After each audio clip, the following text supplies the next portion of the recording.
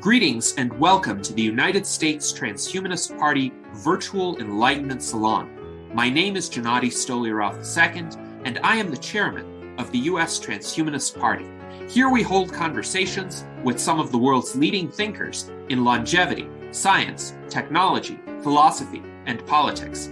Like the philosophers of the Age of Enlightenment, we aim to connect every field of human endeavor and arrive at new insights to achieve longer lives, greater rationality, and the progress of our civilization.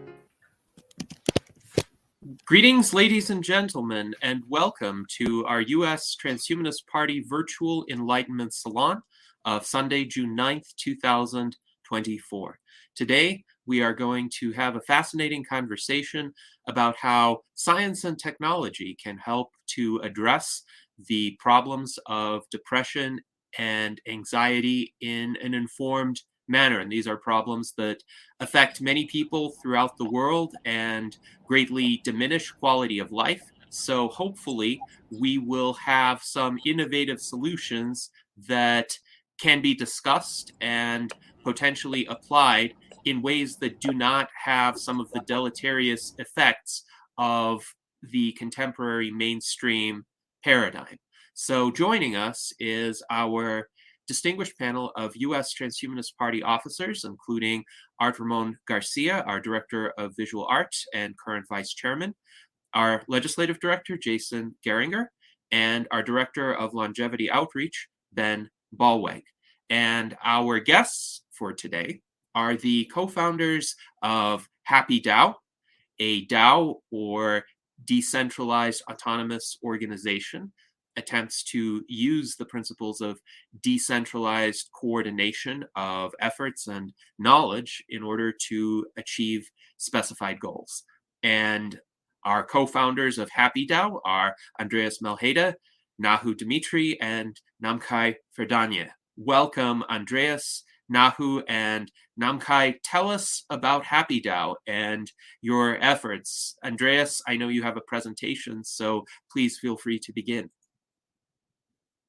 Thank you so much for this opportunity. We really all appreciate it. And today we want to highlight how HappyDAO can be a way to create a happier world and how we are looking to achieve that and the fundamental issues that highlights why we exactly need to solve this as soon as we possibly can. Yeah, and a quick thank you to Gennady and the Transhumanist Party. We really appreciate you guys having us on today. Truly.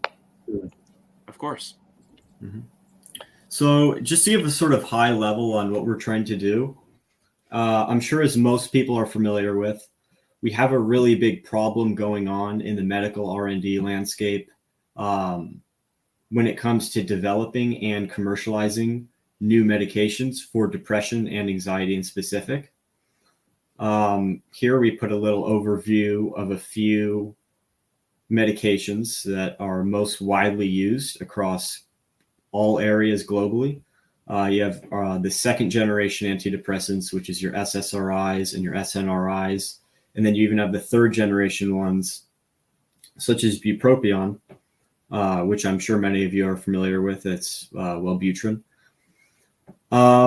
So pretty much how we got started about this is we did a lot of research. We've read a ton of papers, meta-analysis, and so forth on the efficacy of these medications and how they affect patients in the real world. And what we found is that most of the effects that these medications produce are mediated mostly by placebo. There's a big book on this. It's called The Emperor's New Drugs by Irving Kirsch. I recommend everyone go read that book. He pretty much goes into a lot of the FDA literature and shows what hasn't been published by the pharma companies when they brought these drugs to market all those years back. And the results are astonishing. And I'm sure everyone here, or most people at least, have, if they're not taking them themselves, they probably know someone who's on one of these medication classes. And most people it just doesn't work for most people in terms of side effects. They've actually been dubbed active placebos, meaning that the positive effects that come from these drugs is mediated through placebo, while the negative effects are very prevalent and affect quality of life.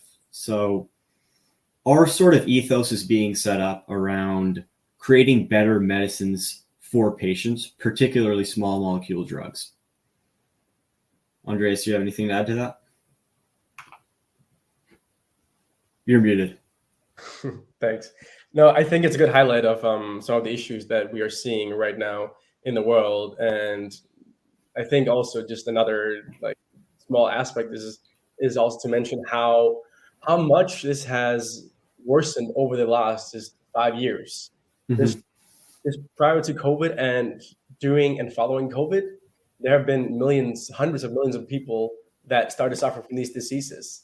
It's insane how much this has dramatically increased recently, and this just highlights how we have to stop this before it becomes even worse.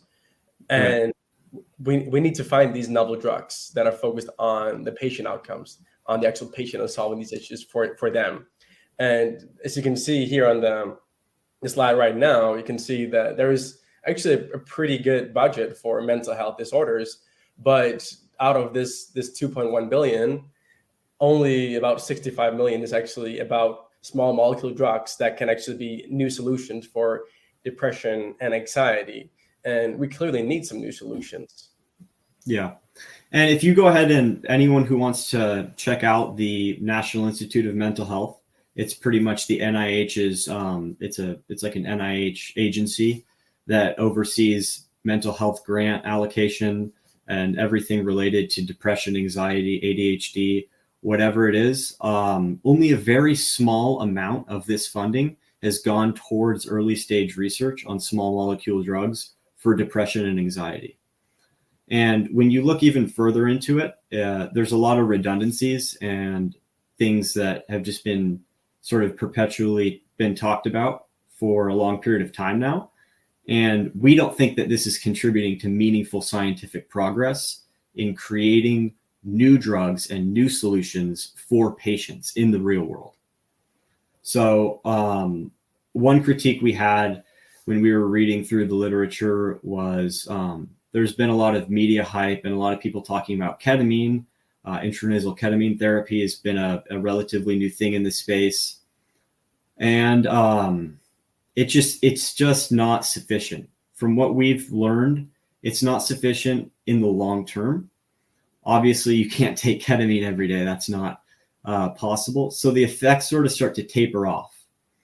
And right now they're studying new devices that end up sort of exacerbating the effects of ketamine therapy, and as well as a lot of stuff surrounding cognitive behavioral therapy and other sort of non-molecule related interventions for depression and anxiety. We think these are great, but we think the root of this is a lack of good medications on the market. And Andreas, if you want to go back to that last slide, actually, yeah, or no, the other one. I don't know how you go back. Wrong. Okay, I think I got it now. Okay, yeah. Yeah, so like we were saying earlier about the second and third generation antidepressants and anxiolytics in terms of small molecule drugs, that is. I was recently reading a research paper that came out last year in Saudi Arabia, where they went through and they assessed the quality of life sort of boosts that came from taking these medications. And they found that there was absolutely zero positive outcomes in terms of quality of life for patients in the real world. And that was accompanied by a complete absence of patient-reported outcomes. In other words, what you get is you get researchers sort of assessing outcomes for patients rather than patients assessing those outcomes themselves. And obviously, as many of us know, when you take an SSRI, it could give you loss of libido, emotional blunting, weight gain if you're on an SNRI, and so on and so forth. And we just are, our mission is being built around this in specific, in that these things have really negative implications on people. Even if it does make you feel less sad or whatever, it's just really not going to give you a net positive effect in your quality of life. And that's something that we're really focused on solving here with HappyDAO. If you want to go to the next one. Yeah. So as you also alluded to, Namkhai, about, so our primary focus in terms of this is we want to focus on the early stage research on these novel small molecule drugs, both antidepressant and anxiolytics. And this whole funding piece where we have almost nothing going towards that shows that we need to reinvent this. And if we create a DAO where we can have millions actually coming into these new solutions, finding new startups, new research projects all around the world that are actually fighting for trying to find these new novel drugs. And if you have a community of thousands of researchers, ideally we want to have every single researcher that is studying depression and anxiety on board to help evaluate this, because if you have a collective of all of them researching the best new solutions, then our chances of finding the best one for patients is extremely, extremely high. So the whole community piece surrounding this is a key driver, and is a big part of why the DAO approach is really powerful for us, because we want to have the patients to get the biggest benefit possible. And also the whole thing about the stigma that is happening concerning the mental health issues that people have, where they're hiding what they have, and they might seem to be happy on the outside, but then on the inside, actually, they are not happy at all. And they might actually be depressed and have a lot of anxiety in the background, or they might experience it or show it when they're alone, but not able to show it to anyone else. So they don't get the support that they actually need. And we want to create this. We want to create the biggest community on this, to get the support together and have millions of people that are basically fighting for better solutions and get the support they need. And the thing with, of course, new development of drugs is that it can take a long time for that actually getting into humans and actually giving patients benefits, which is also why we also want to be able to offer different services and products that can potentially help them right now, instead of them having to wait for the clinical trials to conclude. So we have the support piece of them all being together. We have the products, and we have the services, and we have all the researchers fighting together for finding these novel treatments. And then, of course, that's right, when these treatments are found, we are basically getting IP on that, which will then go back to the DAO, so we can find new treatments, and we can find new research and new projects that are fighting for this. Yeah. So what we have here is, this is essentially a flywheel.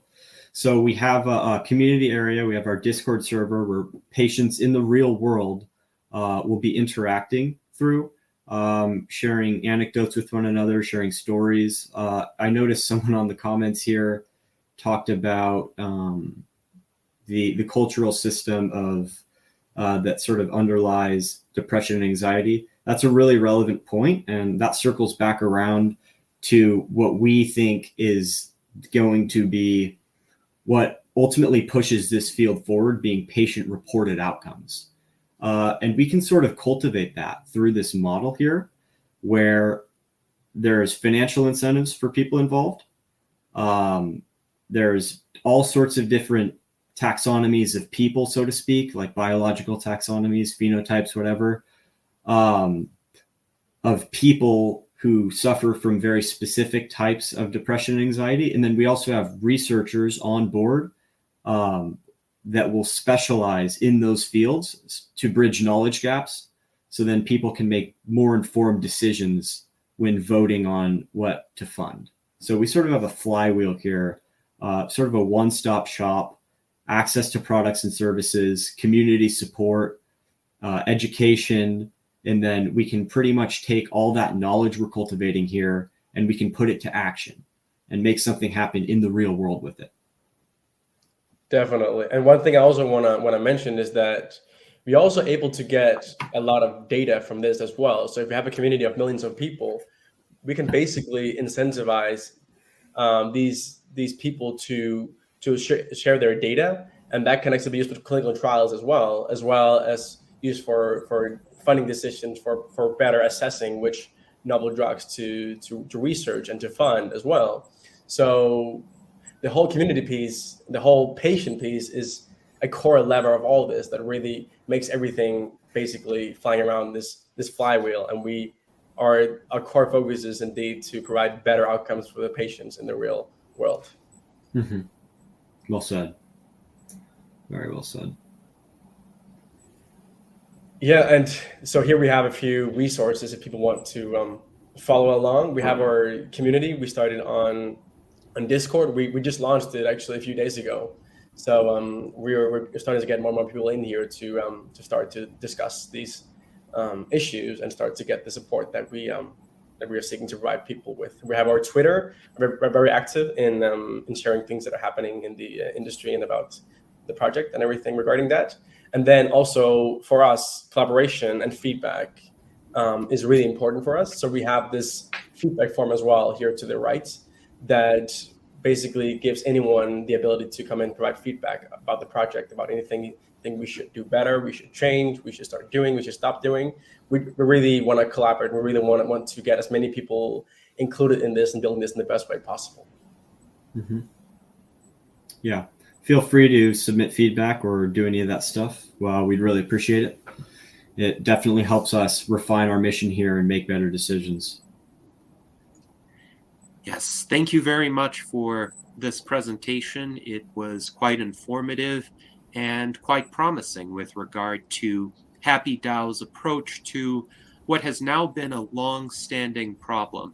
And I want to highlight an article that I originally wrote in 2002, so 22 years ago now, called "The Harms of Psychiatric Drugs in Public Schools," because I was seeing this when I was in high school, where it seemed like the default approach to any sort of divergent behavior was to try to medicate it. And that could be either if a student wasn't feeling good about something, whether it was sadness or anxiety, or if that student was causing trouble by some definition, and that could be actual trouble, or that could just have meant that that person was different. So it was such a troubling paradigm to me that I compared it at the time to how the party in George Orwell's 1984 behaved with regard to suppression of people who were different from the conventional mold, but also the fact that a lot of these selective serotonin reuptake inhibitors, or SSRIs, seemed to provide no real benefit but had considerable side effects was not lost on me either. And just a quick look at the Wikipedia entry will show you all of the various side effects. So this is not some sort of minority or marginalized or anti-scientific view. These side effects have been extensively studied by the mainstream scientific community, and they have been documented. And Namkhai, you mentioned some of them. There are various others. So the side effect of emotional blunting, which you did mention, is one that's quite concerning because it changes a person's character. Really, one's balance of emotions is kind of integral to one's personality and maybe even one's sense of identity. There are adverse vision side effects. There are possible bleeding side effects, fracture risks, suicide risk is a big one. And of course, one of the facts that was well known even in 2002 was that a lot of the early school shooters, and it saddens me to call them early school shooters because there have been so many school shootings since that time, had been on Prozac. And this is unfortunately a tendency that not that many mainstream media outlets talk about, but it has been well documented in the scientific literature. So I really applaud what you're doing now in trying to provide better options for people with anxiety or depression, people who may be experiencing very real suffering and want to find relief from that suffering. But I'm curious, for people today, what would you say are the best alternatives to SSRIs? And what would you say is a good transition path for people who happen to be on them already to get off of them and hopefully find a more balanced, more sustainable approach toward treating their conditions? One thing that I've seen to be a very effective solution for people today in terms of what they can access is actually psychotherapy. So cognitive behavioral therapy in particular has been one of the more effective treatment solutions for those with depression and anxiety. And I sort of just want to circle back around to what you talked about earlier as it pertains to small molecule drugs. We really want to create a distinction between this being a moral issue and then this being an issue of science. There's a lot of anti-psychiatry sentiment out there. And although I understand it, given the inefficacies of the drugs on the market today, we really believe that there's going to be better medications out there in the future and better solutions for people as far as it goes with small molecule drugs, right? Right now, it's actually been shown that psychotherapy is more effective than pharmacotherapy for patients who have depression and anxiety. And we think that that shouldn't be the case. We think that medication should be, looking at it from a purely pragmatic point of view, we think that medication should be more effective than psychotherapy, but it's not. Yes, and I think this speaks to the complex nature of some of these conditions, because it really does matter what one's outlook on the world is. And even if there's a biochemical basis for depression or anxiety, often that hasn't been so clearly pinpointed, especially in a particular individual, that one could go in with a medication that, as I understand it, essentially does area damage, and it will adversely affect the good components of one's brain's functioning as well as the bad ones. And as a result, you have all these side effects, but you are not necessarily addressing the root of the problem. But talking to someone about their issues and what they may be experiencing and how they may be viewing the world could definitely help them essentially direct their response to particular stimuli or particular events in their lives in a more constructive manner. So I can certainly see how that kind of therapy that involves essentially reasoning through issues can be more effective than just a chemical fix, at least with our current knowledge. Right. And that brings up another interesting point.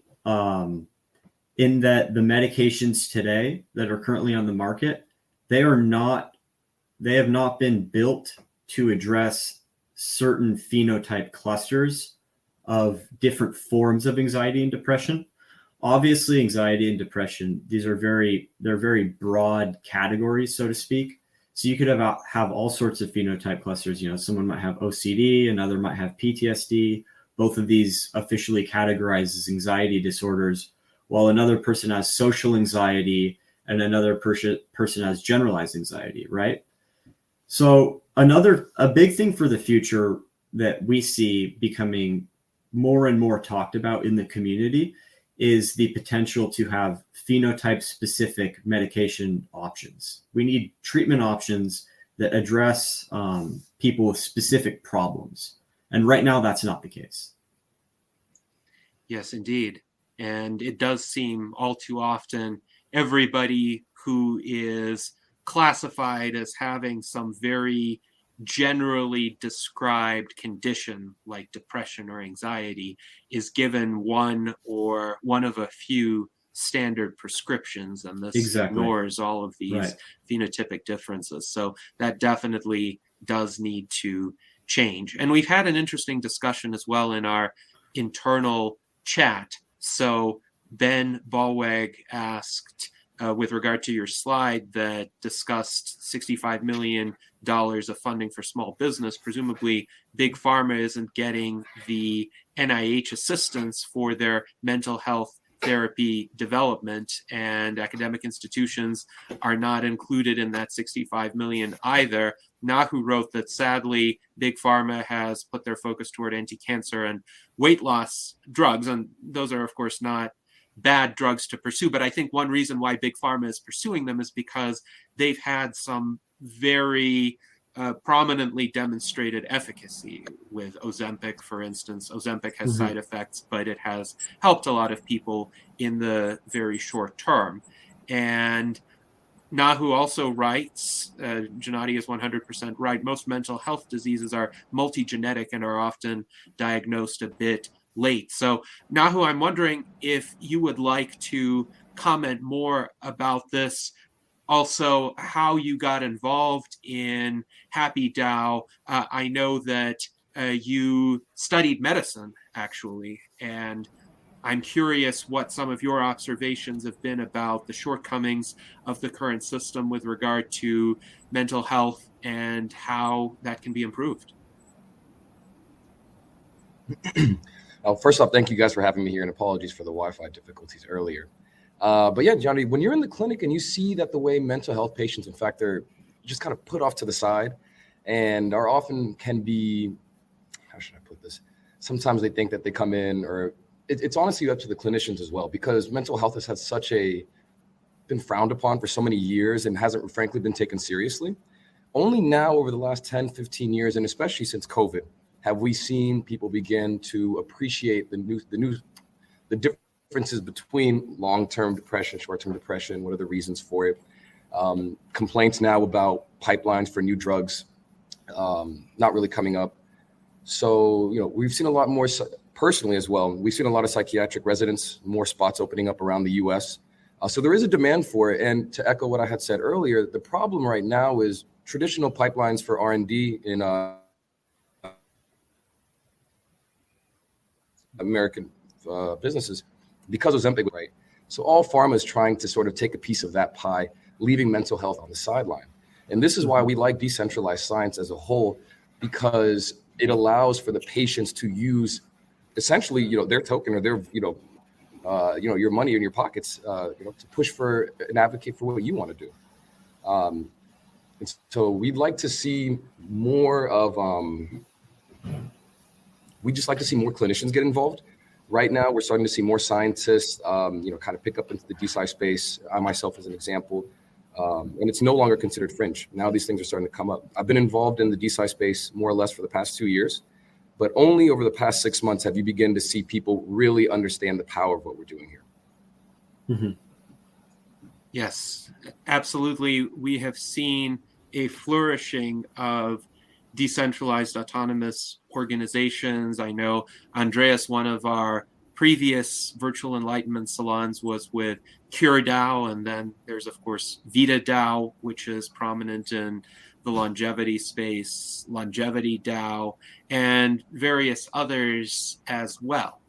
And I think it would be good to delve into the model, the operating model of HappyDAO, and how in particular you would plan to attract funding for various innovative research projects, and how would you choose which projects to fund as well? What's the decision-making mechanism there? Yeah, so I can start a bit on this. So of course, for us to have to make the best decisions in terms of finding the best projects to fund, we need to be very innovative in our approach, and we need a lot of researchers to evaluate this. This is why we have this goal of creating this huge community where we have ideally every single researcher working in the field that can help evaluate these projects. Because if we have one researcher or 10 researchers versus thousands, there's going to be a huge difference in terms of the efficacy of these drugs and the chance of them actually going successfully through all the trials. So for us, the whole community piece and having all these researchers collectively find these novel drugs is what you want to focus on. And of course, for finding these different projects, we have to go through some institutional channels, like contacting different universities as well, going through TTOs, tech transfer offices at universities to get different deals to evaluate. But also, there are also different startups from people that have previously worked in traditional academia and have started something on their own, because the whole issue is that when they're working in these universities, if they don't have a lot of credibility, they basically get pretty much no benefit at all from the research, even if they actually come up with the idea and the hypothesis and everything regarding it. So that's the thing too, that these traditional researchers, they realize that even with them making potentially a really big impact in the world, they actually don't really benefit much from it. So the incentives aren't there, which is also why the whole growth of DeSci is amazing, because it actually puts the incentives back on the actual value that's created. So all the researchers that are actually finding these solutions, they can actually benefit from this. So when we're working with researchers directly that are setting up new projects, then we can actually give them some of these some of this IP or some of these tokens that can actually give them direct value, instead of having every single part of that taken from the university they're working for, and then just getting involved with a small paycheck, even if they actually come up with a groundbreaking discovery. Yes, thank you very much, Andreas. And it does seem like reaching out directly to researchers and working with them would be the most promising way to actually arrive at some truly innovative treatments, because contemporary institutional gatekeepers can really prevent a lot of useful information from disseminating to the general public, because they start having concerns like intellectual property or control over the research, or whether the research fits their broader agendas, or whether it's mainstream enough, or whether that fits their institutional goals. So I think reaching out to the researchers directly is the best path. Now, we do have some interesting comments in our YouTube chat. Brent Ellman, who is our secretary, writes, "This definitely sounds interesting." He also writes, "SSRIs definitely wreak havoc on the body. He has seen it secondhand numerous times." And Alan Crowley wondered, what effects did Brent notice among SSRI users? And Brent said he saw it make people's depression and BPD worse. And I think BPD in this case stands for bipolar disorder. It ultimately just made some people he knew more unbalanced. It made them feel even more out of control. And Mike Lazine asked, well, what about the Columbine shooters? Were they on any antidepressants? And it turns out at least one of them was. Eric Harris was prescribed an antidepressant medication called Luvox, and this is a CNN article from 1999. That's SSRI. Yes. Yeah. So, indeed, the most notorious school shooting, at least as of that time, could have had an SSRI as a contributing factor.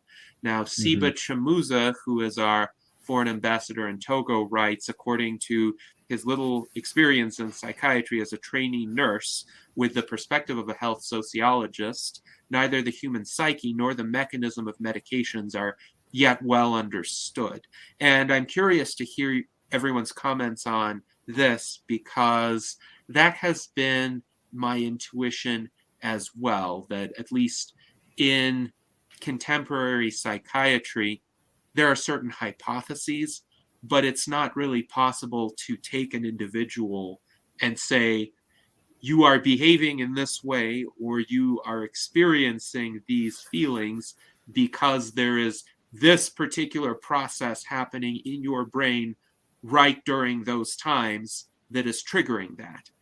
It's rather a much more approximate approach where the DSM-5, for instance, has certain empirical indicators, and if enough of them are met, then you're classified as having this disorder, even though nobody is actually even doing a brain scan to measure the activity in your brain.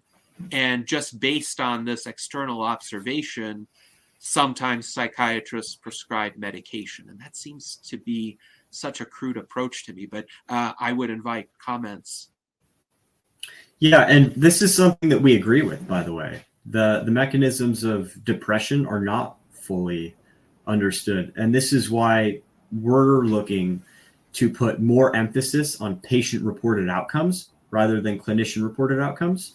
So then patients can actually attest to the efficacy of different drugs. And then it sort of goes hand in hand with our philosophy on addressing different phenotype clusters and specific types of depression and anxiety, so to speak, that people may be dealing with. And as far as the greater community goes, we've also noticed an ecosystem problem where you have half of it is being sourced from academia, NIH grants, and so forth.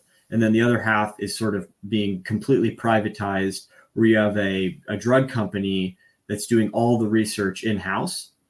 And we really think that one of the main outcomes that we hope to achieve with HappyDAO is to sort of reinvent that and put ourselves in a position to where we're able to set new industry standards.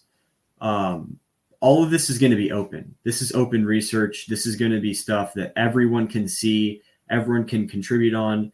Even bigger drug companies can come on and look at the research we're doing and use that to supplement their own pipelines. Yes, indeed. I do think that is quite a bit more promising. And Mike Lazine also writes it makes a lot of sense to talk to patients instead of the doctors. And he thinks the doctors may be tempted to lie for numerous reasons. I don't think most doctors would intentionally lie, but I think the incentives of the current system may lead them in certain suboptimal directions. For instance, we know a lot of doctors get approached by pharma industry reps and they get told, well, come to this nice dinner and learn about our wonderful new medication. And if they entertain the pharma reps often and go along with these medications that are being marketed to them, they get taken to more nice dinners. And that may be a kind of subtle motivator, but it's there nonetheless. And I think a lot of doctors also think, what is the standard of care? What is the approach that they could apply that they wouldn't get faulted for? Because in the legal liability system, if the doctor says, well, I was using the standard of care, that's a protection against malpractice liability. Even if there's a bad outcome for the patient, the doctor can say, well, there are bad things that happen in medicine. I couldn't have foreseen that. But I think it is important to recognize that there's so much we still don't know. And hopefully with more precise science, we will learn to a greater extent what works and what doesn't. Daniel Tweed, who is our vice presidential candidate, wonders, choosing what molecule research to pursue or fund would seem to be well suited to assistance from or with machine learning or AI. Would you agree with that premise? Most certainly, yeah, 100%. I think that's going to be a big thing in terms of drug discovery, and all sorts of early stage research will be using algorithms. We've already, I think, a new version of AlphaFold came out, which is Google's platform for essentially expediting drug discovery using machine learning and AI. That's more so of a lab side thing in terms of the actual lab techs and how they approach doing that with the different tooling and whatnot. So that's more so something that happens on the back end. But yeah, we see big potential there. And just to sort of loop back around, and I think someone said something about new molecules somewhere here in the chat. And we have noticed that there is somewhat of a paradigm shift that is underway right now in the pharma industry. I think in 2020, it's called brexanolone. It's an allopregnanolone drug, was approved for postpartum depression. So we're already sort of starting to see more specific treatments becoming available for patients. Whereas, 10 years ago, if you had postpartum depression, you just get an SSRI. Now we have a solution for that. Now medicine has a solution for that certain depressive phenotype cluster.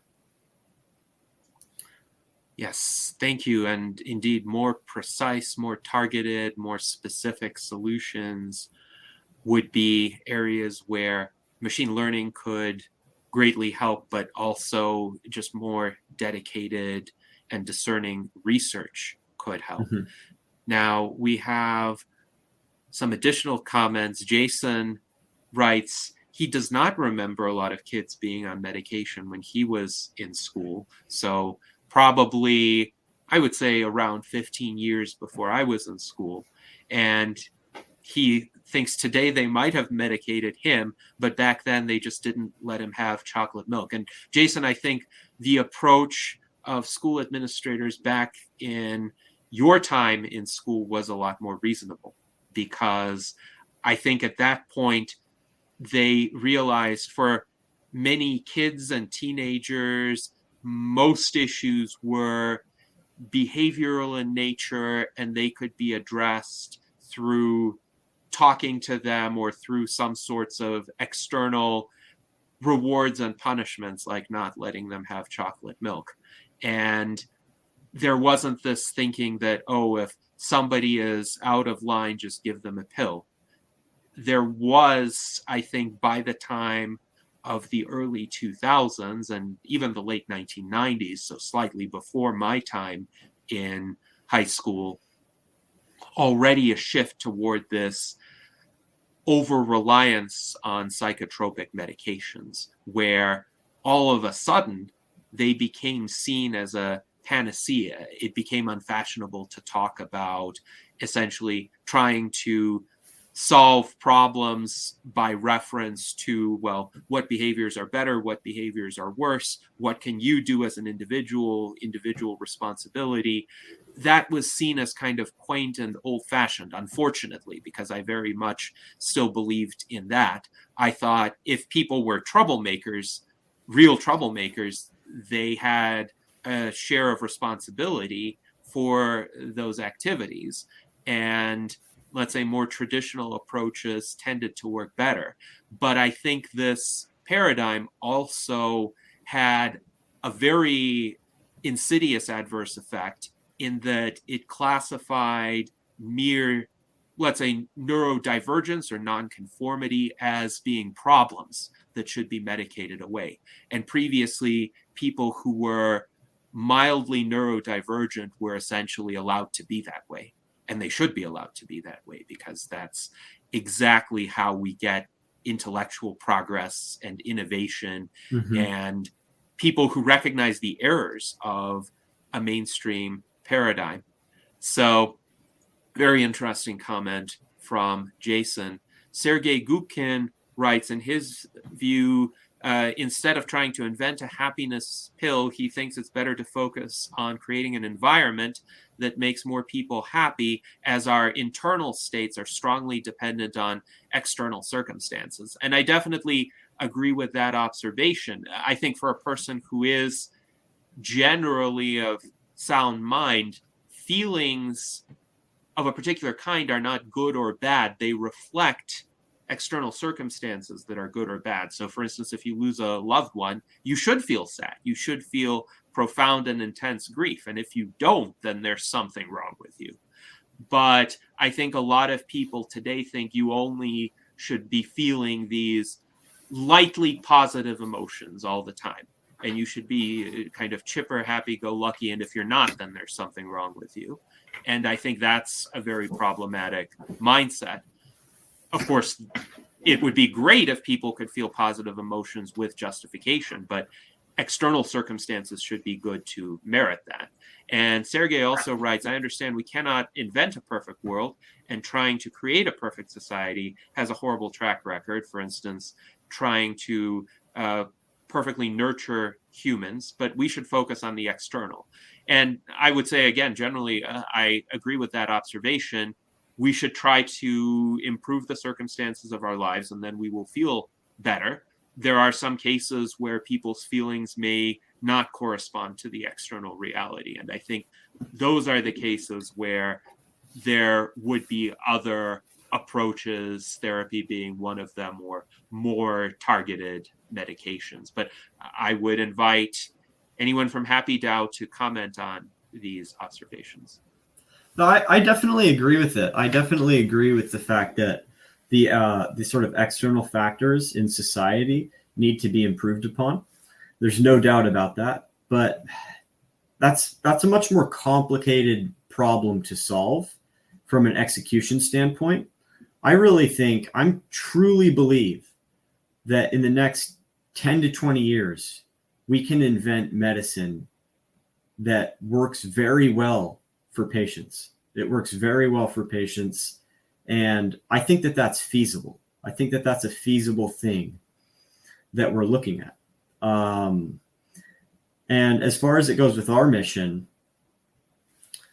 that's exactly what we're trying to do. Yes, thank you, Namkhai. And Nahu also writes in our chat, one could make the same argument about someone who's morbidly obese and tell them to change their habits with diet and exercise. However, sometimes patients reach a point of no return and need medicine. So I think this is why Ozempic has been so successful, for example, because it has helped people in those circumstances who, for whatever reason, might not be able to reach a healthier state through habits alone. And I think that's a valid observation. Sometimes you do need both. It depends on the severity of the situation. It depends on other things that are happening in that person's life. So if that person is morbidly obese and he's a trucker, for instance, and he has to drive 12 hours per day for his day job, he doesn't have as much of an opportunity for exercise. He could do a little bit, walk around at the truck stops, maybe, but Ozempic could help him. Now, Ben, you said you have an additional comment to add, but it's up to you if you want to save it for later or do it now. No, I'll just go quick. Many workplaces have like a mental health aid component to the benefits of working there. And I did see an article within the last few months that was saying that many employees, they just want their workplace to work better.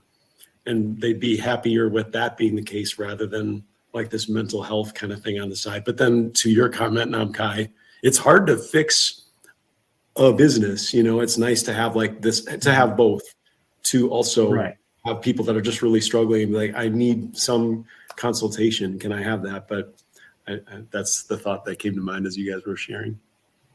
Yeah, when you have hundreds of millions of people around the world who are suffering from these things every day, creating an entire like societal reform on how everything is done in terms of workplace, whether that be school, social, so on, it's very difficult to do. That's a very tall task, oftentimes with little control that you can exert over the outcome.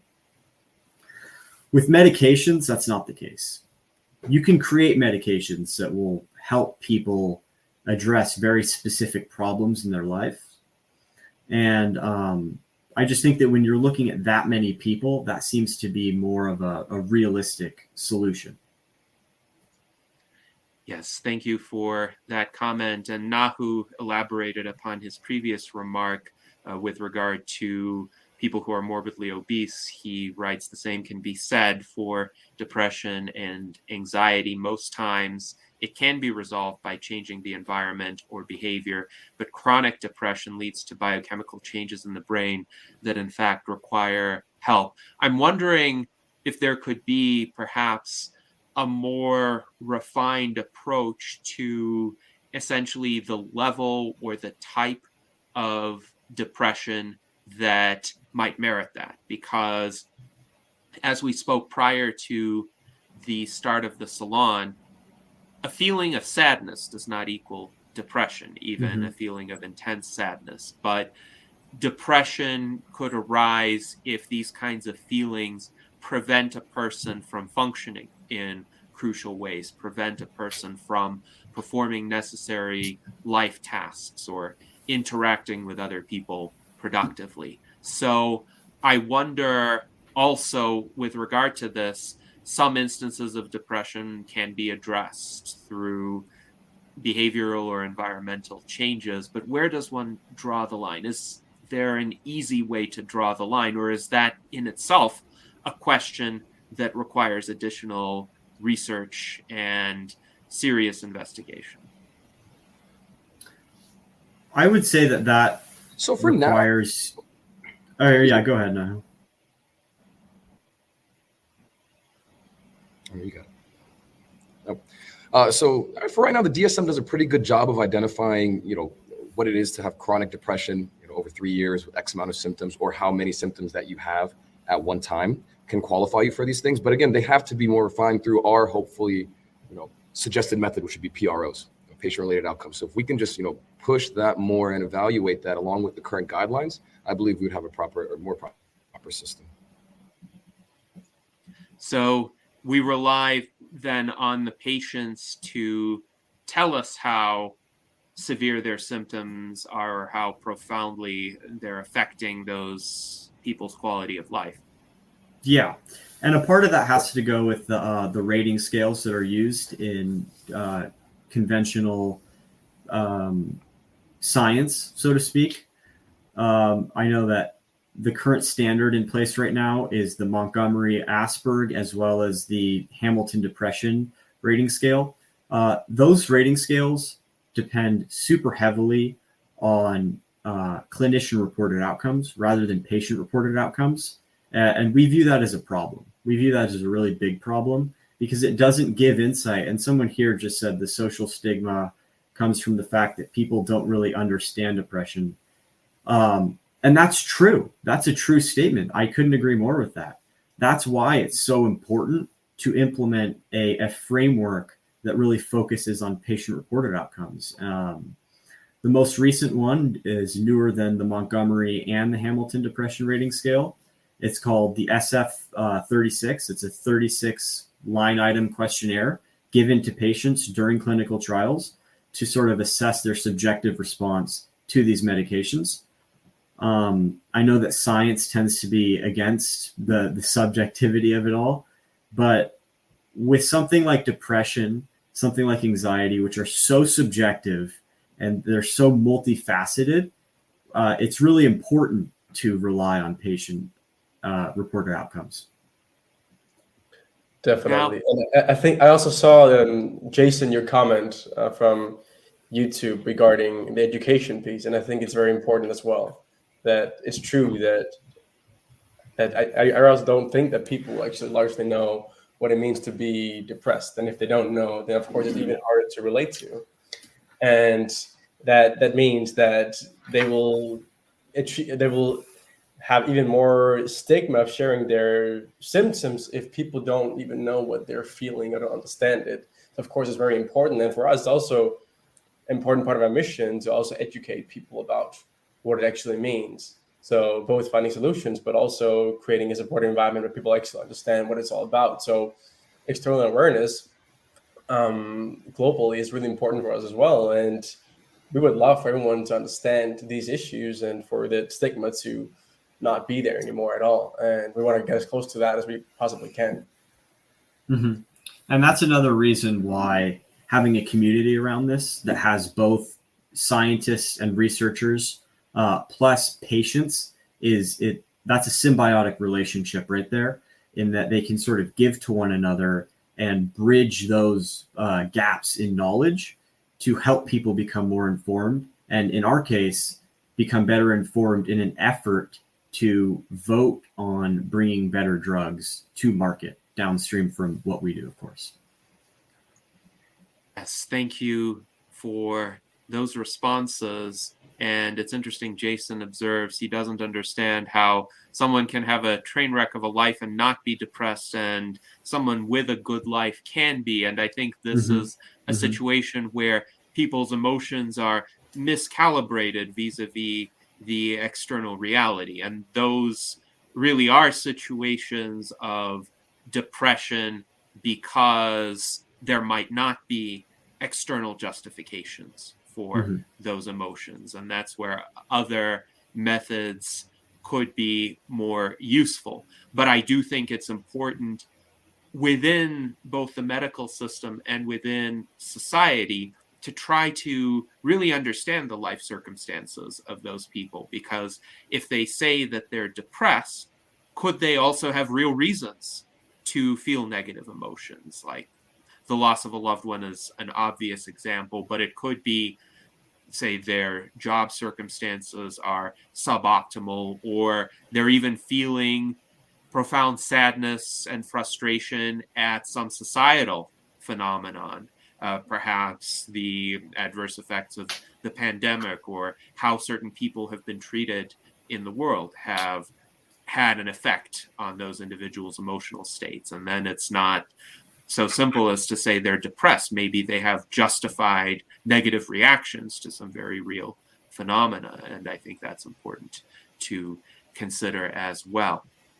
So now I wanted to open up the discussion to our other panelists. So Art Ramon, if you have a question or comment, please go ahead. Yeah, my experience with, let's say, antidepressive drugs, I didn't take any until my mid-30s, though I probably could have used it back in high school because I had a lot of depression back then. I also wish I had discovered coffee back then. I would have done better in school because kind of a night owl and I never slept well.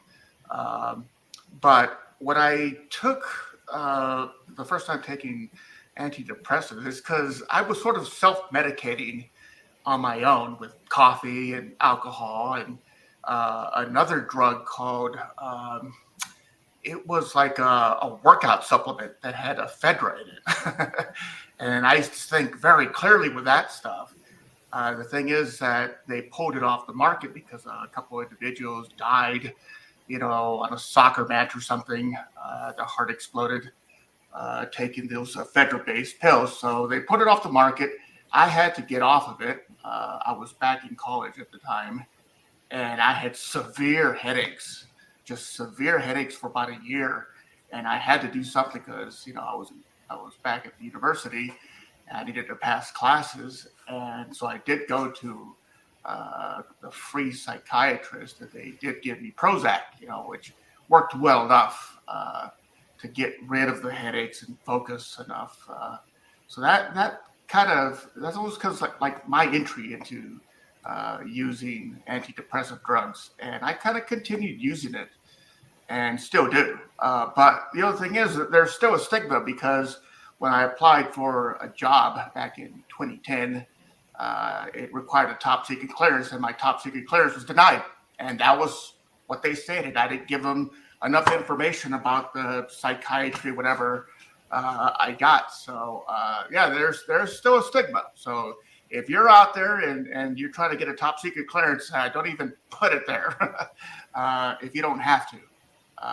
They'll get you either way. You don't put it there in your applications, they'll deny you. You put it in there and don't get enough details, they'll deny you.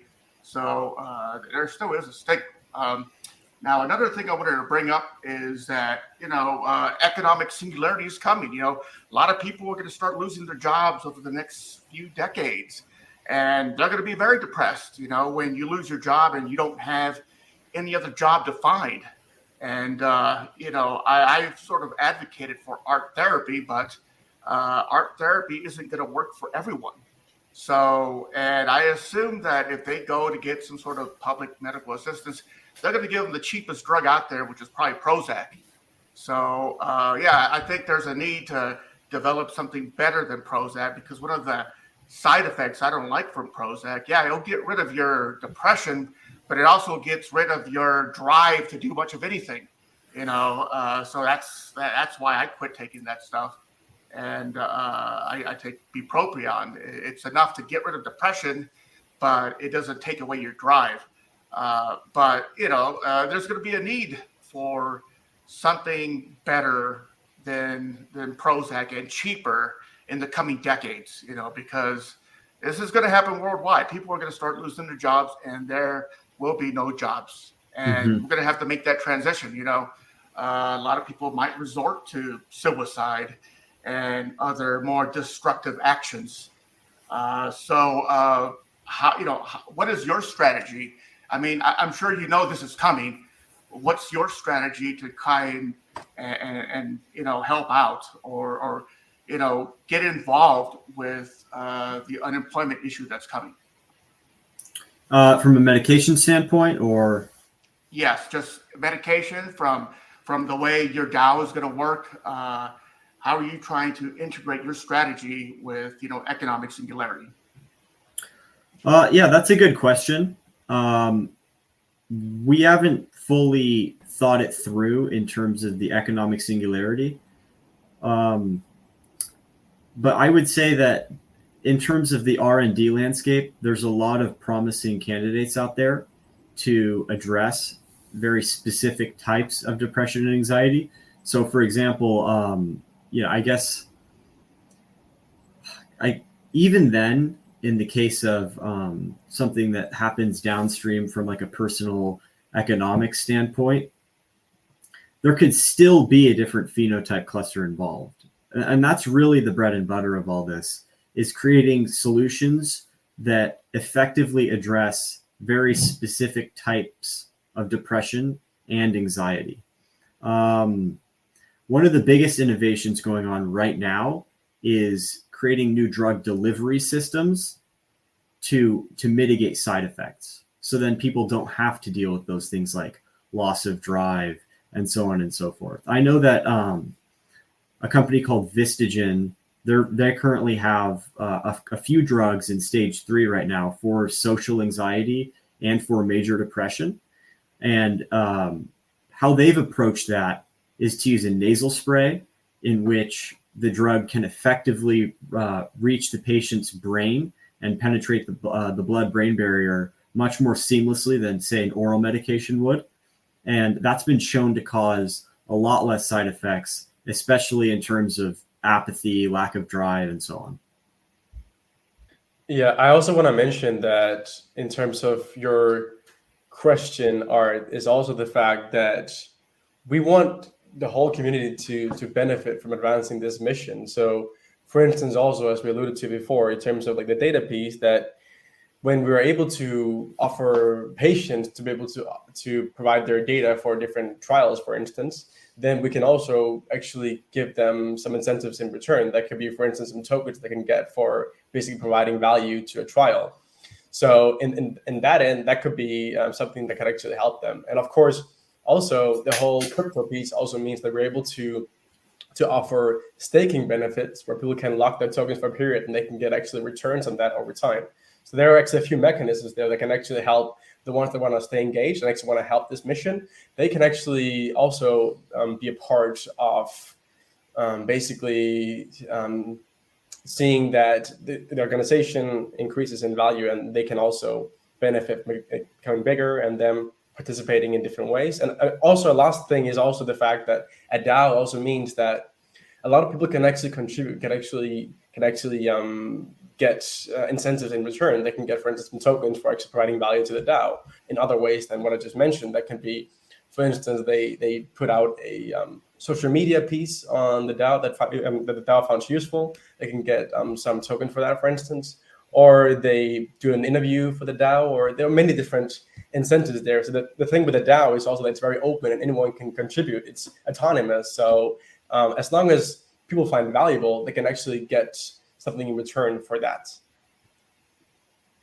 Yes, thank you very much for those answers, Andreas and Namkhai. And Nahu says, thank you, Art Ramon, for explaining your personal experience with being on antidepressants, and Ben echoes that sentiment. Yes, I think it is quite important to find out from actual people who have experienced these medications what that's like, what the effects are like, what the side effects are like. This is very useful information. I think it's sometimes neglected in the mainstream media or the mainstream culture, even though these are the very people that are being impacted.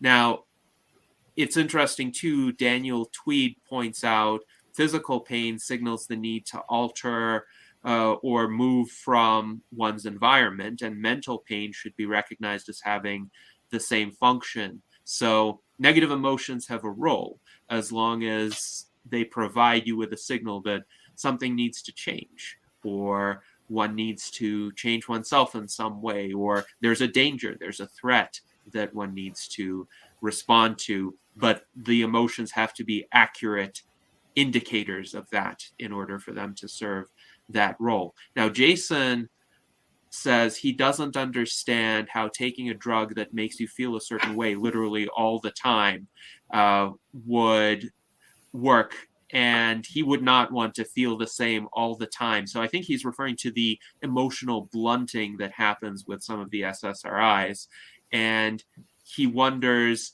does depression medication keep people from being happy also?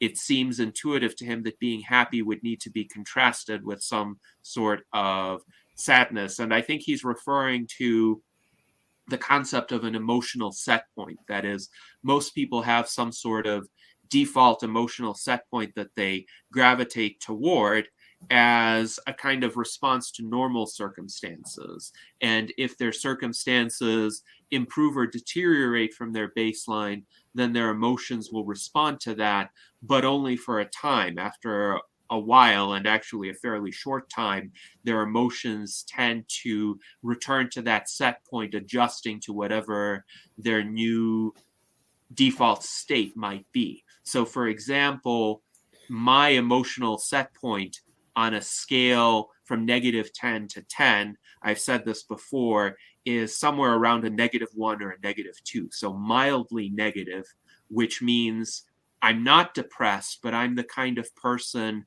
who can point to flaws in various situations. And I'm definitely not a happy-go-lucky kind of guy, but I am sufficiently motivated to act that I think, okay, I need to devote the majority of my time to addressing those flaws, to improving my situation. And I can bring about a lot of improvement, but after having done that, my emotional set point will still eventually return to the -1 or -2. So, for example, I had long COVID for a year between August of 2022 and approximately August of 2023. And of course, with long COVID, it doesn't disappear right away. It gradually, asymptotically approaches zero if one is lucky.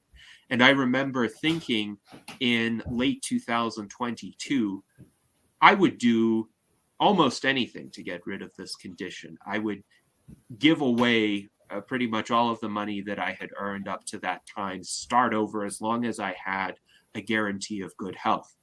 And sometimes in recent months, I've reflected on this. After the long COVID essentially went away and I didn't have to give away all of my money, I essentially have right now what I had wished for so earnestly in late 2022. But on a day-to-day basis, my emotional set point is still around a -1 or -2. So that's not necessarily a bad thing, but it does seem, to Jason's point, that there is this contrast of emotions that happens. And to really meaningfully depart from that set point, one needs to have some of that contrast, and one needs to learn to harness it constructively.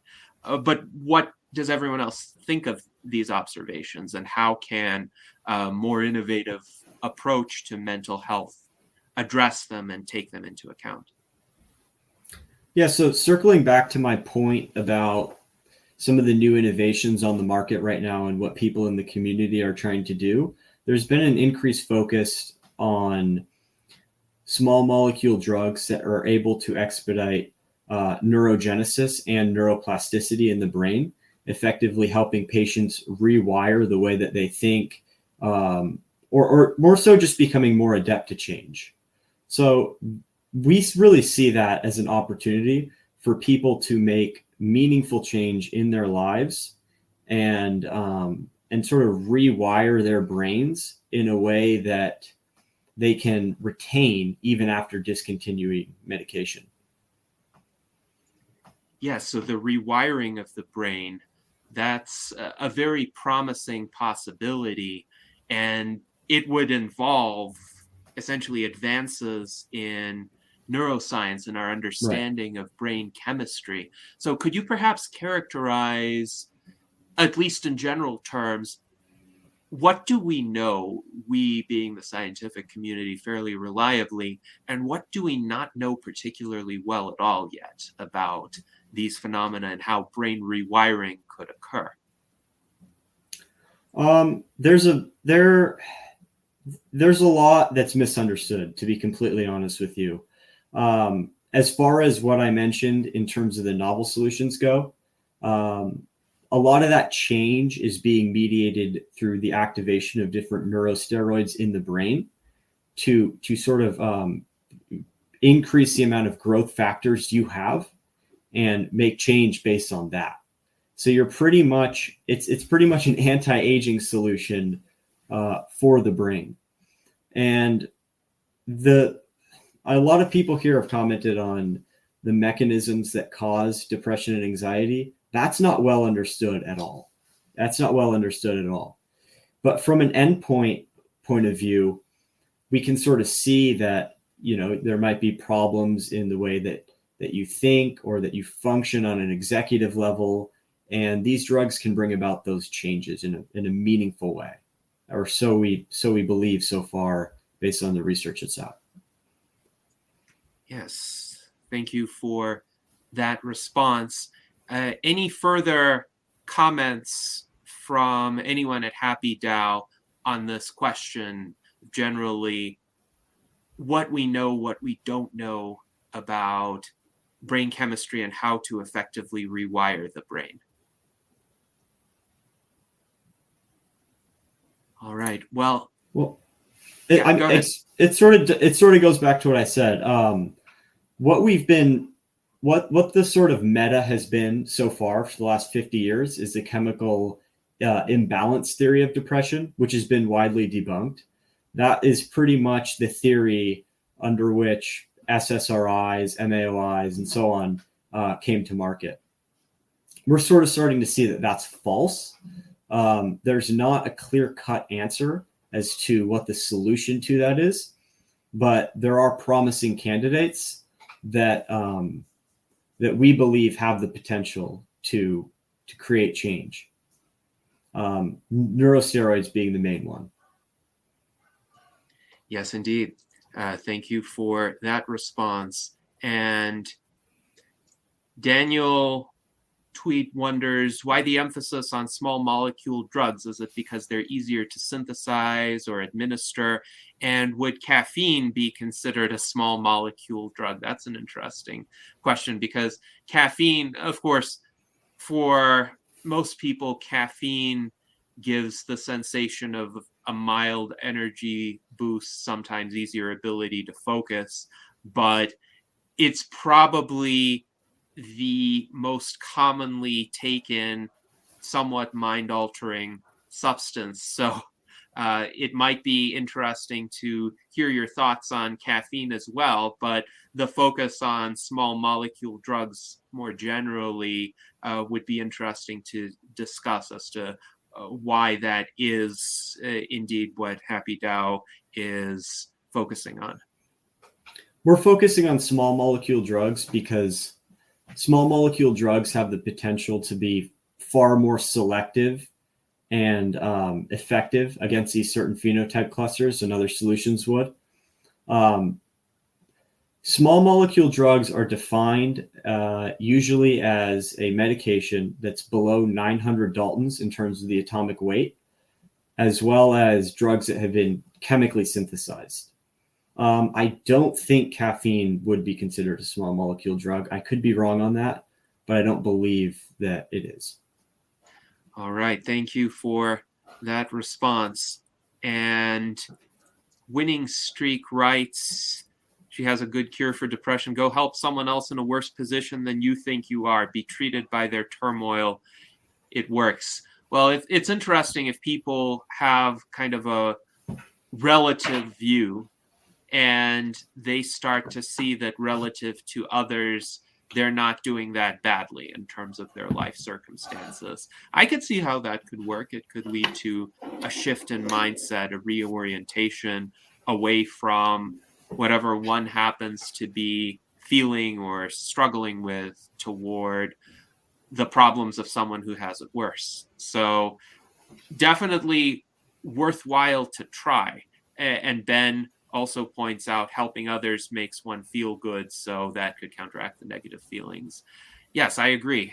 Now, Ben, would you like to pose a question or make another comment? I'll make the comment and then I'll find my question. We were talking about how physical pain causes motion to get away from the physical pain, and that mental pain would be kind of the same thing. Maybe it was about a decade ago.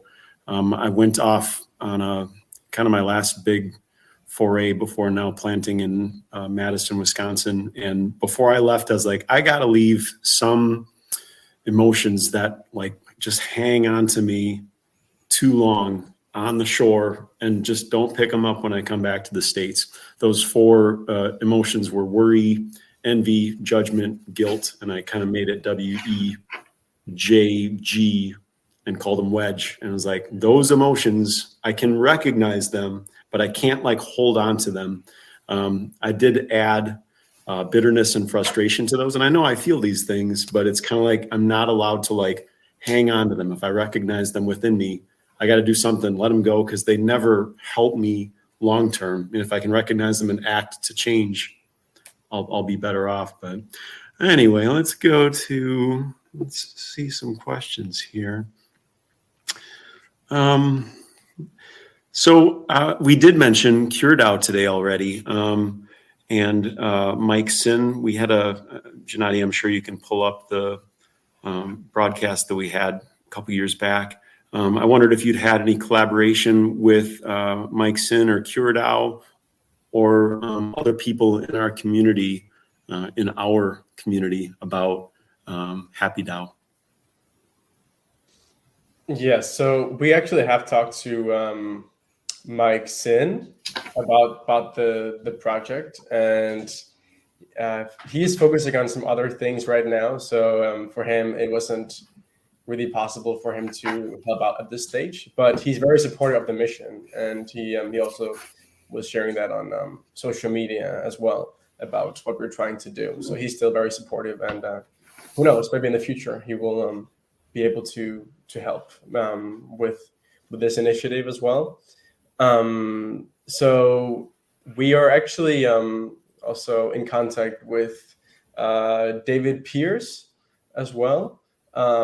He's got a huge community focusing on super happiness, one of the core transhumanist levers. So we are in communication with him, and he's very supportive as well about the project. And then various individuals in the space we're talking to, and we are trying to get as much feedback as possible on all this. So we are right now having a core focus on creating the white paper, and we have a good draft together, but we want to get as many opinions in to make sure that we build the foundation right. So we have gotten I think more than 80 people already looking through it, and we are still adding more people to get more feedback. So if anyone is interested in taking a look and giving their thoughts or ideas, anything, we'd love to have anyone included in that as well. You can reach out to any of us to ask for access. But yeah, we are definitely open to more collaboration within the community as well. And if you have any ideas, suggestions on that, we'd love to know. But for now, that's what we have in terms of collaboration here in the community. Thank you, Andreas. And I do encourage everyone to watch our Virtual Enlightenment Salon on HappyDAO from August 7th, 2022. I think it's a fascinating concept, and really that implementation could revolutionize how patient data are utilized for improved health and longevity. So I do hope that Mike Sin will get back to it at some point. But in the meantime, thank you for the update, Andreas, and I appreciate the willingness to collaborate with others like Mike himself. Ben, it seemed like you had multiple questions, so please go ahead. I always have multiple questions, Gennady. All right, number 2. Andreas, you know your DAOs. To you, why are DAOs the best, or at least one of the best instruments for promoting research in a given area?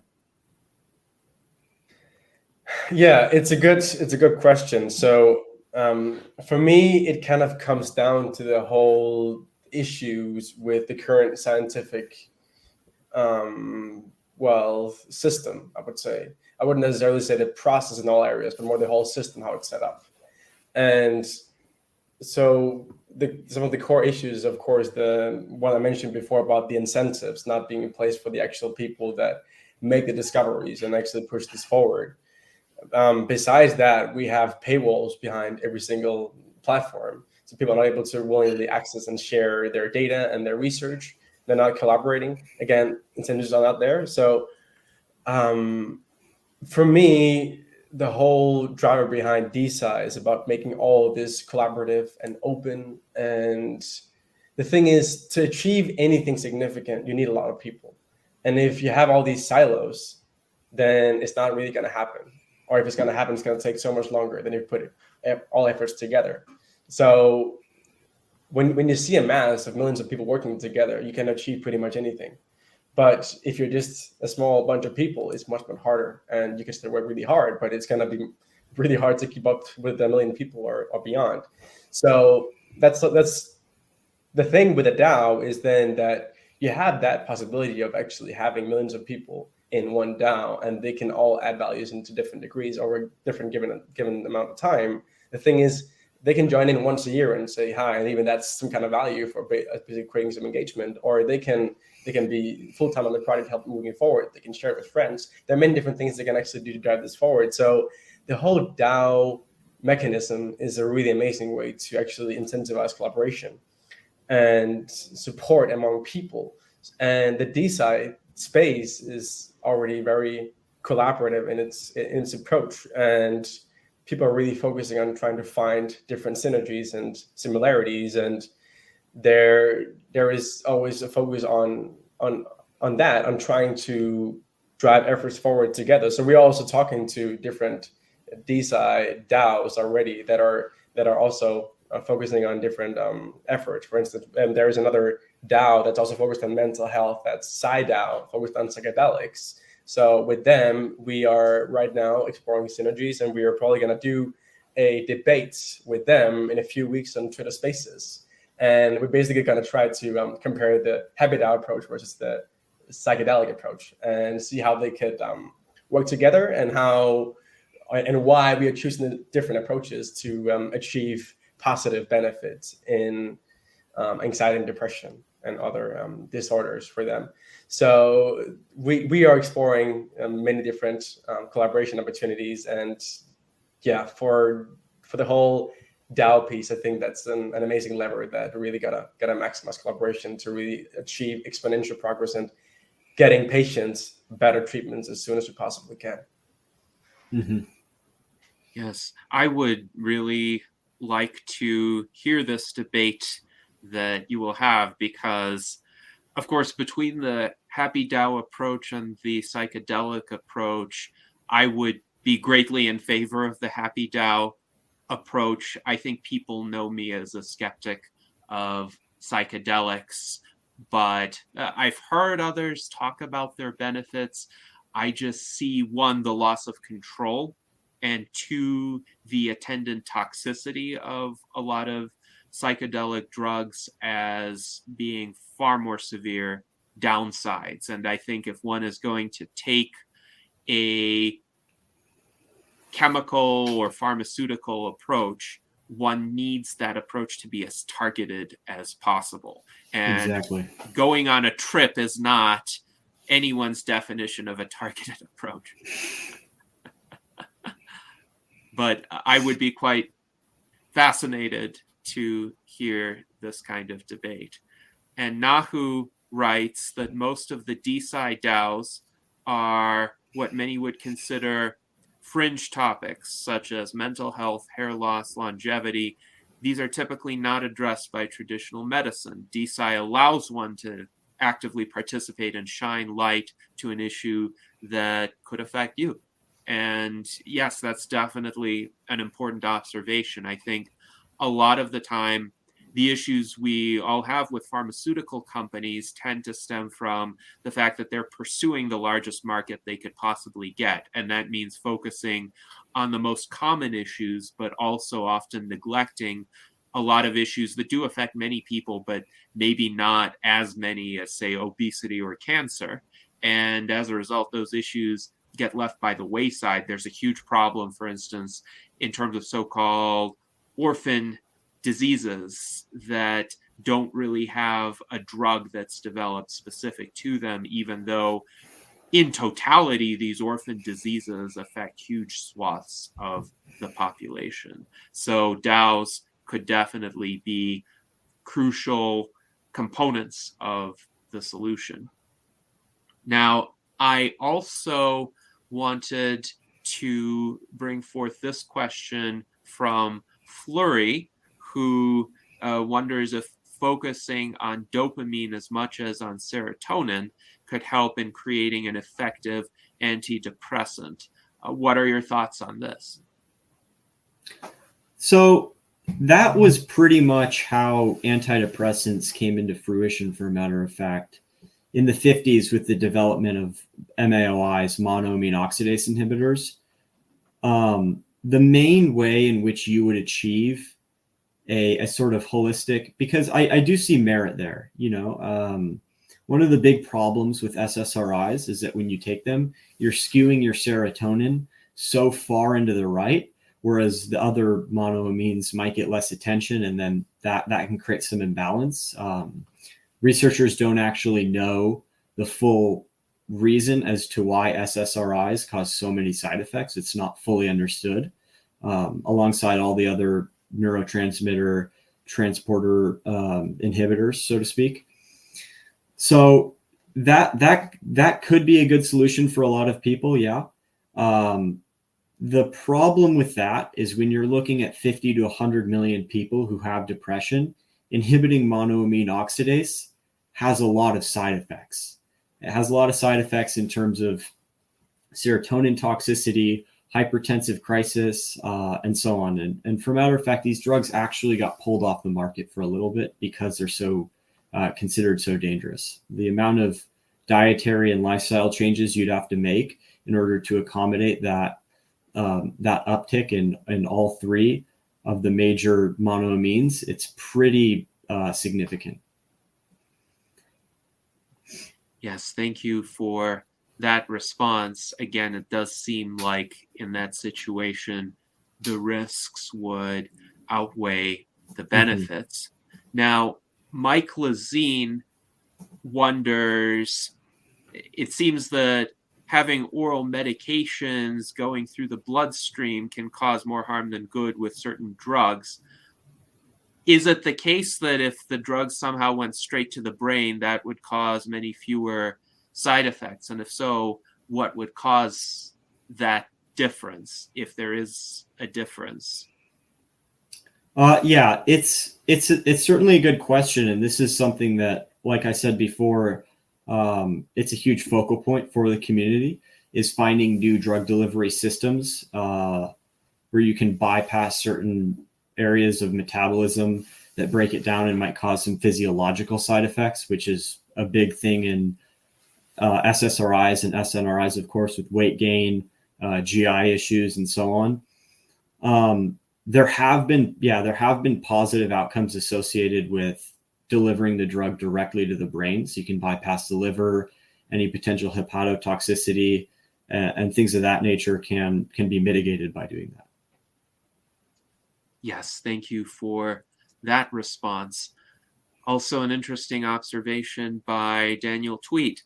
The mission of philosophy is an ever deeper understanding of human happiness. Human civilization needs more philosophy and philosophers and fans of the same. And I think our virtual enlightenment salons attempt to bring this about and spread the appreciation of philosophy to anybody who will listen, and of course integrate that into a variety of discussions about as many areas of human life and endeavor as we can find people willing to discuss. So philosophy, in my view, is crucial for individuals to pursue. Everyone really has a philosophical approach toward life. The only area of that one can control is whether that approach is implicit or explicit. And sometimes people can make mistakes if they implicitly adopt a philosophical framework that doesn't really fit reality or their surroundings. So I wonder, in terms of the future arsenal of tools to address mental health challenges or prevent or cure some of these conditions, what role would philosophy play in your understanding? Because in my understanding, I think it would be quite significant. A person with the correct philosophical outlook, at least correct for them, if you want to see it that way, could avoid or overcome a lot of these challenges, I would expect. Yeah, I would agree. I would personally agree with that. And you sort of see a direct relationship between the amount of people who are depressed and then the decline in religion. So that's an interesting point as well. As far as it goes with sort of rolling that out at scale, though, that would be a hard thing to do because something like that would require a profound change in public sentiment. Yes, it is hard to enable everybody to become a philosopher. I would want that. Yeah. And in my youth, when the early internet was still very much flourishing, so this was before the rise of social media, where you had a lot of decentralized websites, I was very optimistic that the internet would create essentially a mass enlightenment through the dissemination of information free of cost, free of barriers, so that anybody could find the truth and anybody could enjoy the most profound works of philosophy, literature, art, poetry, what have you, for free. And unfortunately, what we saw is, even with the availability of that information, the effect of a mass enlightenment did not occur. Yeah. And why that did not occur is, of course, a whole separate discussion that we could have for hours. But I can definitely see your point, Namkhai, that for many people, unfortunately, philosophy is not going to be the sole route toward achieving meaningful improvements in their lives, just because I think for a lot of them, they don't have the preparation yet to appreciate it, which is sad. But we need to keep laying the groundwork to enable them to appreciate it. But nonetheless, other means need to be pursued as well.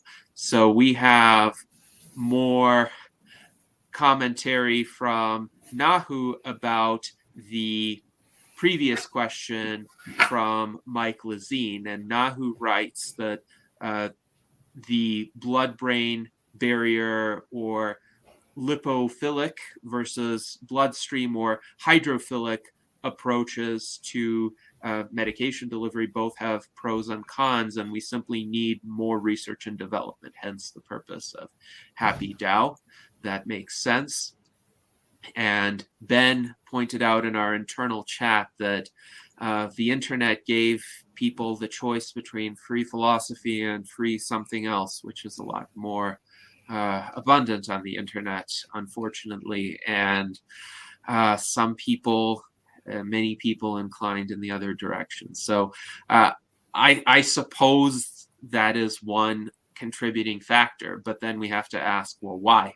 And again, this is a longer discussion, and I don't expect us to answer this conundrum in the next 20 minutes, but why isn't it that more people are not enthusiastic about philosophy than they are about other matters? So Daniel has an interesting quotation from Nietzsche, or actually from Kenneth Smith. For Nietzsche is utterly correct. Philosophy is only for the healthy and whole-minded. The sick it has always only made even sicker. Very interesting. So how do we help the people who are sick? And that is a profound discussion that we are having right now. So in terms of HappyDAO's governance, we always ask our DAO guests how they envision their organization being run, because harnessing the benefits of all of this decentralized research and insight can be hard, and it does require decision making. So how would it work in HappyDAO?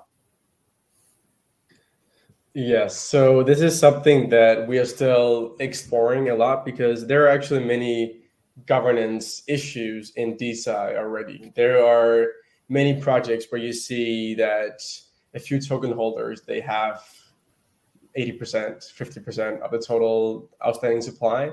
And that means that even though anyone can vote and actually put up proposals, if you get that majority just to decide everything, then they're always gonna basically steer the ship, and no one, and the community is not really gonna get involved. So, and that happens when people have this one vote, per one token. So that could be quite an issue. So it's the most simple way of doing it, but it certainly has flaws. So we are exploring other ways of doing it. For instance, two that are very interesting to me is quadratic voting, as well as reputation-based voting. But we are still investigating that, and we definitely want a lot of feedback to make sure we understand this in the best way possible, because we really want to minimize all these issues that we have seen in other DAOs, and we really want to maximize all the strengths we have seen too. So this is something we have to explore further, and this is probably something that's going to change over time as well, so we can always give the community the say that it deserves. Because yes, it's kind of, for me, it's kind of sad when I've seen some proposals where you have maybe 35 community members voting against something, then you have maybe like 3 people that will vote for, and they have so many tokens that they just still decide that the proposal actually passes. Stuff like that. I don't want to see that within HappyDAO.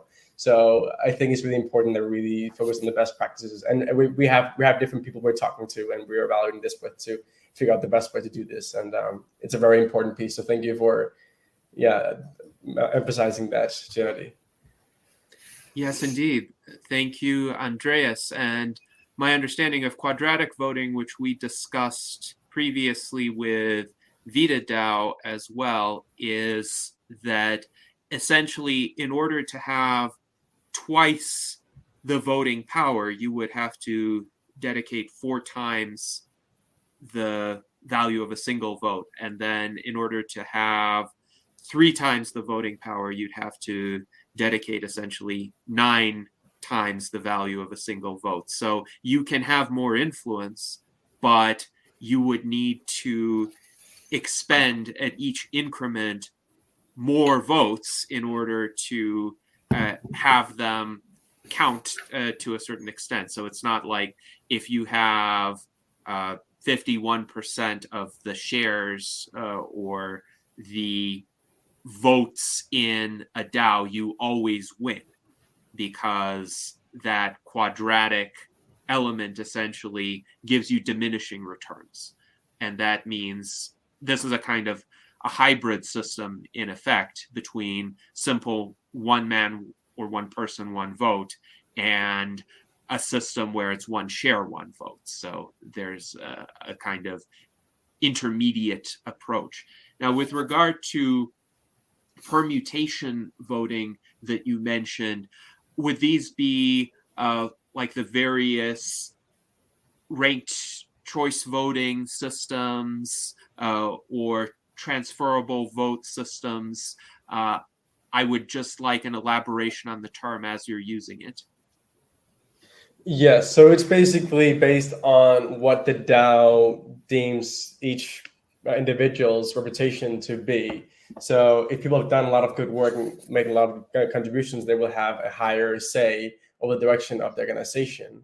And if they have made a lot of bad choices or haven't really added a lot of value, they will have less so. And one other thing is also the fact that I think it's also very important that one evaluates decisions and proposals in terms of the qualifications of each decision maker.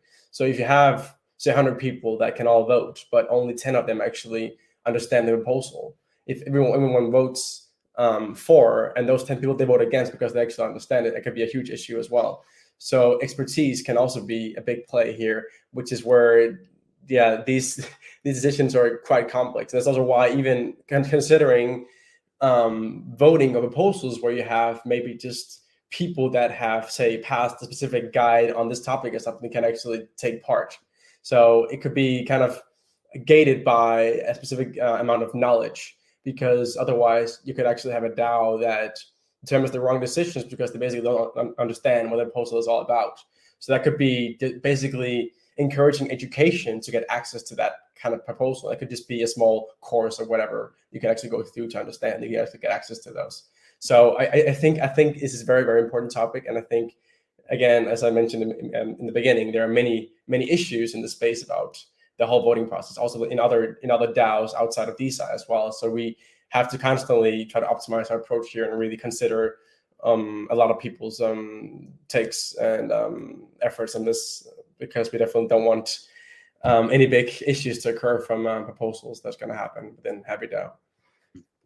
Yes, indeed. And Ben points out this seems to be somewhat meritocratic in that the people who have more knowledge or more involvement in an area would get more voting power, but it seems it could vary by decision as well. And it's interesting that you mentioned essentially having people take some sort of course to demonstrate their knowledge or capability. And this is actually an area we have explored within the US Transhumanist Party. We haven't implemented it as of this time because getting the proper course sequence developed would be extremely important before we even consider conditioning a greater amount of voting power on that. But it does give more recognition to people who know the subject matter. And I do think that could lead to a higher quality of decisions. Now, we do, of course, with any sort of governance situation, need to be concerned about protecting the organization from bad actors. And after 7.5 years as chairman of the US Transhumanist Party, I have seen my fair share of bad actors. If you stay long enough in a leadership role in an organization, this is going to happen to you as well, in terms of understanding or experiencing some of the ways in which people might try to subvert an organization or just cause trouble for it.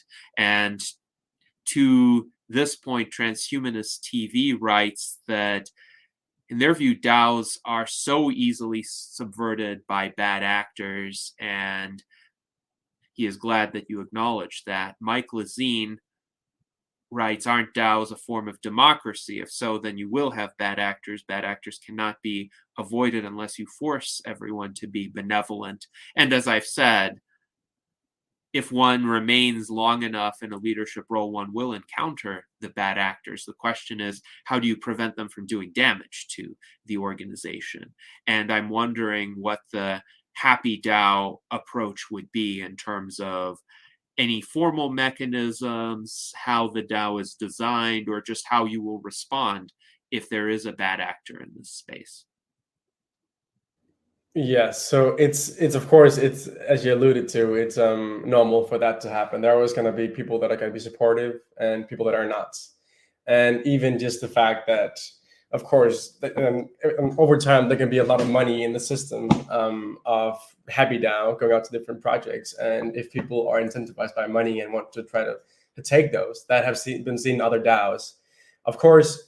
This is something that doesn't actually happen that often as one might think if one is actually working in a DAO and actually exploring the space. This is more what you see sometimes in news, where you see this DAO now got hacked, or this proposal passed that basically made them lose half the assets or something. So it's happened a few times, but not very often. But of course, this also means that even though it's a small chance, we're still, of course, going to minimize the chance of that ever happening.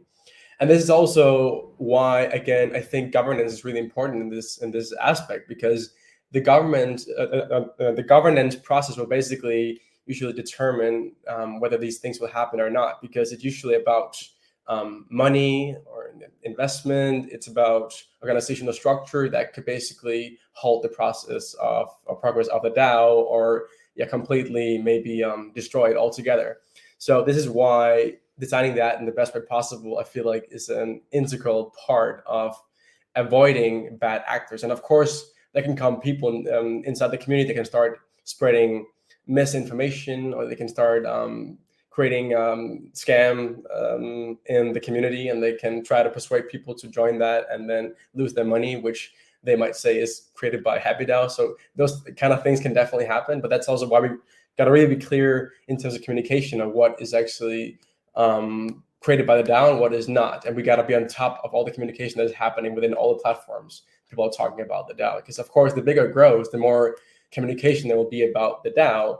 And so this is why we need to have people on top of this. We need to have moderators that can observe all these different things and that can stop this before it progresses further. And we need to have all these social media channels observed. So none of these things will happen. But again, as I alluded to, I think the core drive of this is definitely the governance, setting that up right, because it's usually where people, they might be able to buy in, say, a few $1 million, then they might get a majority in the DAO, and then they can basically make a decision they want. So this is also why designing this properly is really important in terms of the power of each token, as well as the fact of how we're going to allocate our supply. So if you're gonna allocate our supply slowly, we can avoid this much quicker, because there won't be enough in the system people to buy them all up and basically change the whole structure. So I would say those are the core things for avoiding that.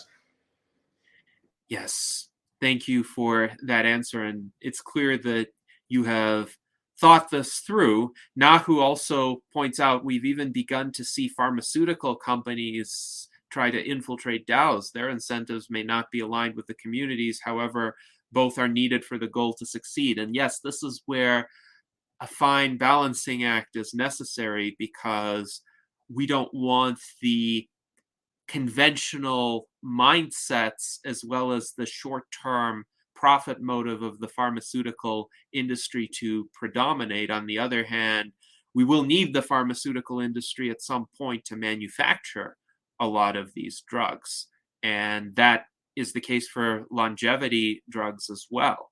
So it's important to figure out a way for the small, innovative organizations to maintain their integrity, their visionary focus, ideally keep their founders on board as well, instead of having the founders be expelled by more mainstream actors later on, as often happens with startups. But on the other hand, one of the goals is to get these approaches to become the new mainstream, which means at some point, some entity is going to have to manufacture enough medicines or devices, or provide the resources for enough procedures that all of these innovations could be adopted.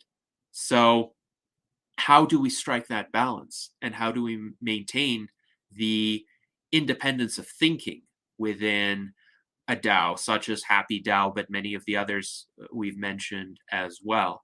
And Ben also writes, in his experience, Big Pharma, more often than not, contracts out to manufacturers. So it may be that we need the manufacturing capacity. We might not need the Big Pharma corporation as such, but I would welcome your thoughts. Yeah, so the question is basically about how you balance the big pharma and smaller entities in terms of structuring the whole clinical trial process as well as pipeline of new drugs. Yes. And how, if there needs to be at some point in time a collaboration with Big Pharma, how does one prevent Big Pharma from essentially taking over? How does one find a win-win partnership, in essence, that doesn't involve Big Pharma taking control of the DAO, as Big Pharmas have done with regard to a lot of small startups? How do the founders remain in place, for example? How do they retain the ability to pursue their vision, even though they have collaborations with Big Pharma? Yeah, it's a very good question, very important question too. So of course, right now in the D-side space, there isn't enough money to be able to go straight from preclinical research until basically putting new drugs into patients. So right now, Big Pharma is basically needed for that to happen because there's simply not enough money in the system. But over time, I would say that hopefully we could take it all the way from the beginning to the end. And of course, until that is possible, it would be, of course, very important to assess each project in terms of collaboration as well as. So if, say, Big Pharma, they buy up the IP that HappyDAO has developed through a project investment, then they could definitely buy it up to take it all the way to human trials and to hopefully get that to market to create better treatments for patients. And so in those agreements, of course, it's very important that we set that up properly. And we could, for instance, have a mechanism in there where we could basically have them promise to not just discard this and actually take it all the way through trials and actually put this out to patients if it actually has viable success. Because of course this happens too, that they don't want the system to change, so they buy up the IP, but they just discard everything, and they actually don't develop it. Actually, saying they will. So if you have that in a legal agreement, we can actually ensure that it happens.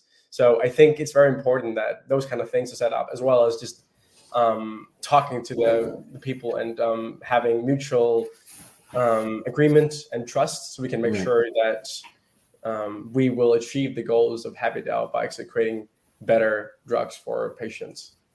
Yeah, and there's plenty of smaller biotechs that we hope on collaborating with. Our main thing is that with the sale or licensing of IP, we do want the sort of recipient of that to be strategically aligned with HappyDAO, in that we're obsessively focused on patient outcomes.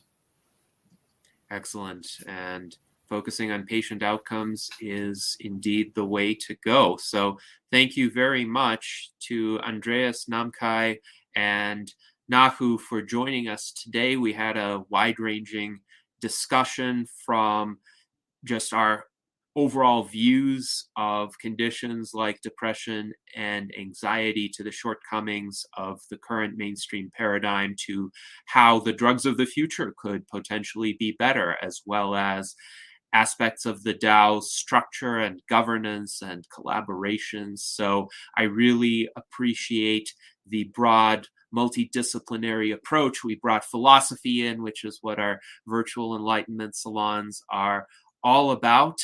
And in the last 30 seconds or so, any three of you have any final words to offer to our audience? Anything else you would like our viewers to know? Yeah, I definitely just want to say thank you so much, everyone, for watching this. And if you're interested in any aspects of what we're trying to build, we would definitely love to have you on board. I'd love to help you create this together with us. And please tell everyone you know about our approach if you like it. We are up for anyone to help this. We need a collective to make this happen. Yes, indeed. And please right. do reach out to HappyDAO on Discord as well as on Twitter. And I think if you succeed, then more and more people will be able to happily live long and prosper. That's right.